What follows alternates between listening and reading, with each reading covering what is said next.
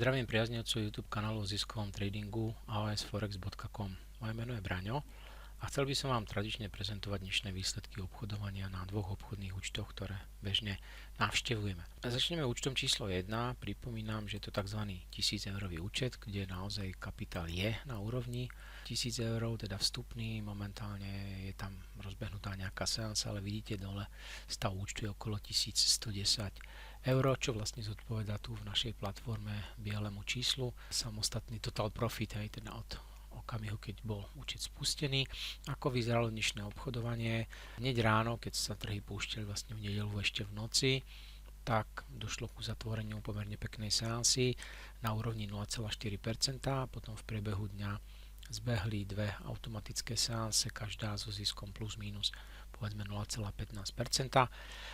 Takže k tej poobedňajšej hodine, niekedy okolo tej 15. hodiny tam bolo pripísaných 0,73%, čiže samozrejme denný výsledok pomerne slušný. Rozbehla sa ďalšia seansa a tá teda ešte stále prebieha. Momentálne je na úrovni teda minus 0,60%, takže ten deň vlastne vychádza veľmi blízko nuly, ale ona to nie je nula ako nula. Samozrejme je dobré si uvedomiť, že tá seansa, tak ako teraz beží, tak samozrejme je spôsobená signálmi, ktoré dostáva obchodný systém, a je tam teraz práve rozbehnutých 15 otvorených seansí, 6 už je zatvorených, to je práve dole to closed. Obecne si myslím, na základe štatistických dát a testeru vieme, že takáto seansa má veľkú nádej, veľkú pravdepodobnosť, že skončí opäť v zisku, v zaujímavom zisku. Takže nebudem do toho nejakým spôsobom zasahovať, nechám to proste bežať. Aj počas noci máme v systéme začlenené mnohé bezpečnostné prvky, nemusíme sa toho nejako extra obávať. A naviac, pripomínam opäť znova, naozaj obchoduje sa tu s mikrolotmi.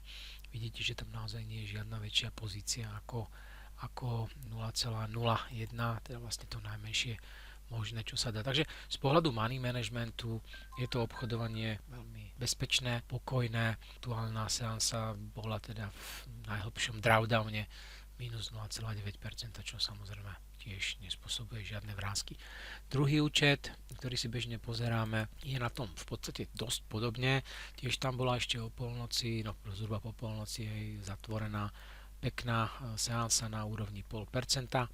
Potom tam prebehla jedna automatická, potom sú tu dve mikro pozície, vlastne jedna je v mínuse, jedna je v pluse, a teraz je tam vlastne rozbehnutá seansa, ktorá momentálne je síce minus 0,83%, ale platí pre ňu to, čo na tom predchádzajúcom účte. Z pohľadu štatistickej pravdepodobnosti vieme, čo ten systém robí a prečo to tak robí, takže si počkáme a zajtra ráno uvidíme, akým spôsobom sa systém s tým vysporiadal.